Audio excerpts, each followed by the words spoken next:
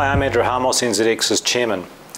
What hit the headlines in 2013 was our equity market, not just in terms of investor returns, but also in terms of capital raising, IPO activity, trading volumes, all of which were at record levels.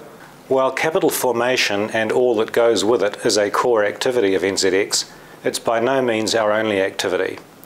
We were just as pleased in 2013 with the performance of a number of other businesses as we were with the equity market.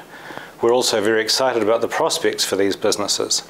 Businesses such as our Smartshares funds management business, our agri-information business, data and dairy derivatives. New market and new product offerings are an essential complement to the gift that KiwiSaver is to the New Zealand economy and to the New Zealand capital markets.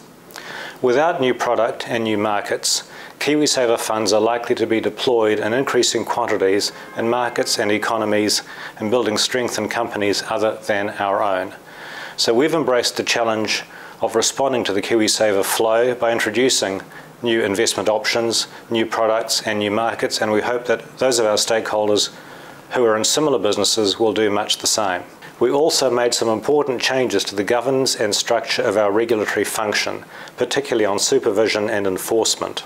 We were also delighted to welcome some new senior appointments to the team, particularly I'd like to mention Aaron Jenkins, our new Head of Markets. His appointment to our Auckland office represents a greater commitment to Auckland, which many of you will have seen with our move into the Zurich Tower at the bottom of Queen Street and the replication of our trademark Wellington ticker across our Auckland premises. We're very much looking forward to the challenges which 2014 will bring. We think it'll be a great year building on the successes of the past.